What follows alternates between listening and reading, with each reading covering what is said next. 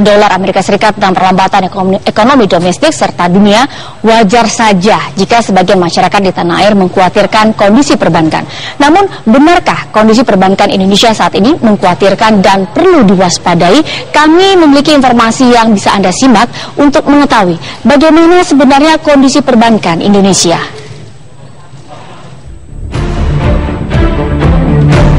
Kekhawatiran di masyarakat tentang kondisi perbankan Indonesia di tengah kejatuhan kurs rupiah terhadap dolar Amerika Serikat merupakan hal wajar.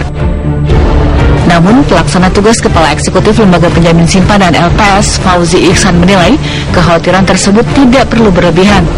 Dalam kajian LPS, saat ini perbankan Indonesia berada dalam kondisi yang kuat jika dilihat dari banyak indikator. Pertama, simpanan masyarakat dijamin sampai 2 miliar rupiah. Kedua, LPS mengelola aset sekitar 60 triliun rupiah, tertinggi dalam sejarahnya 10 tahun terakhir.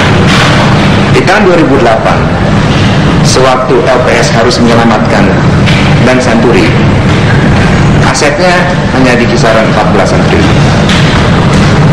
Jadi LPS memiliki kemampuan yang cukup untuk menangani bank gagal. Selain itu tentunya tadi yang kita bahas, simpanan masyarakat dijamin sampai 2 miliar rupiah, tentunya selama suku bunga simpanannya itu sesuai dengan suku bunga LPS rate di 7,75%, selama tercatat secara legal. Dan kalau persyaratan tersebut dipenuhi, masyarakat tidak perlu khawatir. Saat ini, berdasarkan tolok ukur Banking Stability Index, perbankan Indonesia juga masih dalam status normal. Sehingga jika ada rumor terkait kondisi perbankan, dipastikan hanya rumor yang tidak berdasar. Saya bisa pastikan bahwa satu, berdasarkan evaluasi kita, monitor kita, berdasarkan Banking Stability Index LPS, keadaan masih aman. Kalaupun ada bank-bank yang bermasalah, rata-rata adalah BPR. Karena memang dari 65 bank yang telah ditutup oleh LPS, 64-nya adalah BPR dan BPRS. Jadi itu bisa saya jamin. Yang kedua, saya juga bisa jamin pada saat ini OJK belum memberi kita berita, informasi atas bank yang bisa berisiko gagal. Karena kalau memang ada bank yang berisiko gagal, OJK akan memberitahu LPS jauh hari sebelumnya untuk LPS mempersiapkan langkah yang harus diambil, apakah likuidasi atau menyelamatkan. Ya. Kita bicara bank umum. Ya. Kalau BPR, dengan begitu banyaknya BPR, ada saja BPR yang gagal. Tapi kalau kita bicara bank umum, sampai sekarang LPS belum diberitahu, belum diinformasikan, bahkan ada bank umum yang berisiko gagal. Kondisi ekonomi yang masih tidak menentu serta gejolak di pasar finansial global dan domestik juga membuat Forum Koordinasi Stabilitas Sistem Keuangan atau FKSSK lebih mewaspadai perubahan mendadak di tanah air. FKSSK melakukan stress test secara reguler. OJK melakukan stress test, LPS melakukan stress test.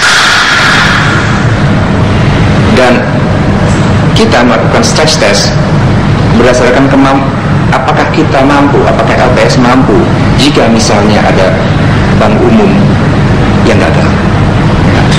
Misalnya LPS harus melikuidasi bank umum, 1 bank umum, 2 bank umum. Jadi kita terus melakukan stress test.